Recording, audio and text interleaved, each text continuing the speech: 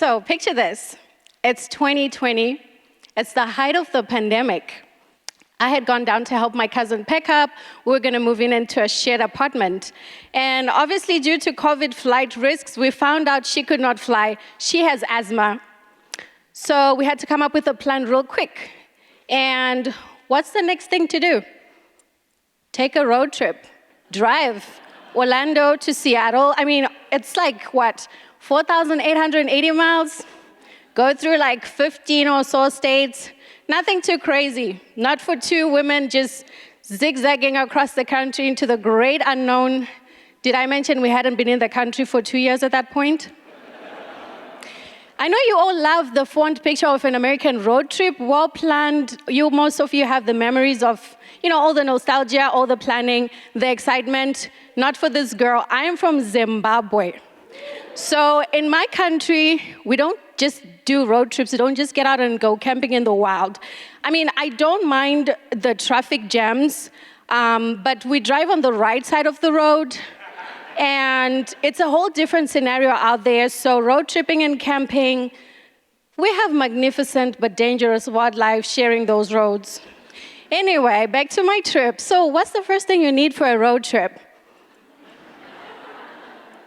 Not this road, fortunately, the American road. You need a car, right? Because we didn't have a car. We were planning to fly back. So what did we do? We didn't have time to research, get into getting a car loan, grabbed a bit of cash, and we just ran to the nearest dealership. It was like a blind date with a car. So we went ahead, found the closest thing that could work for our purposes, basically moves, and we figured, because it's a little crazy with the COVID in the hotels, we're going to camp out just to avoid the crowds. So picked up a camping tent, a couple of supplies on the way. We're ready, we're feeling brave. And America, thank you for your amazing gas station convenience stores. As we went on the trip, we figured out you can get the best Cajun spice actually at the Dollar General. 76 matches lighter fluid, cleanest bathroom, that would be Chevron. Just leave the donuts alone.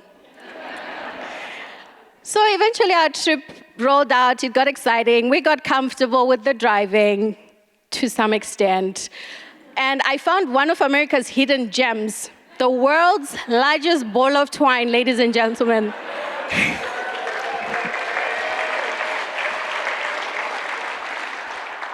So if you're trying to discover this, it's going to be in Kansas. I said Kansas. Also, we discovered, tires. You don't fill up your tire with a bicycle pump. We tried.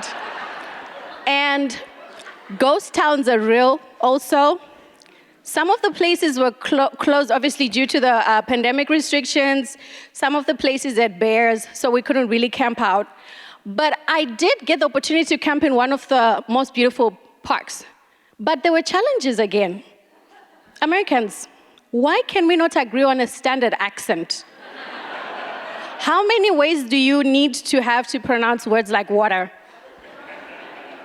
Nonetheless, we managed to overcome the accent barrier, and we managed to book a campsite in Arches National Park, Devil's Campground. It was gorgeous.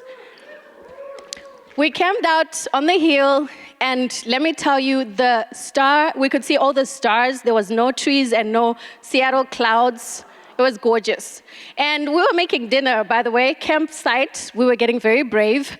Unfortunately, no one prepped us for the wind, so we kind of ran out of firewood halfway.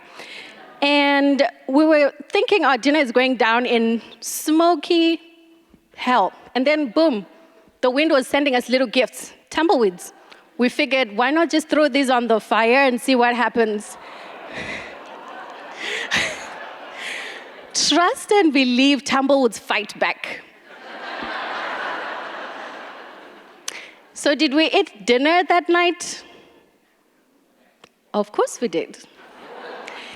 I can tell you in no uncertain terms that nearly cooked rice is amazing with pork chops that are tumbleweed flavored.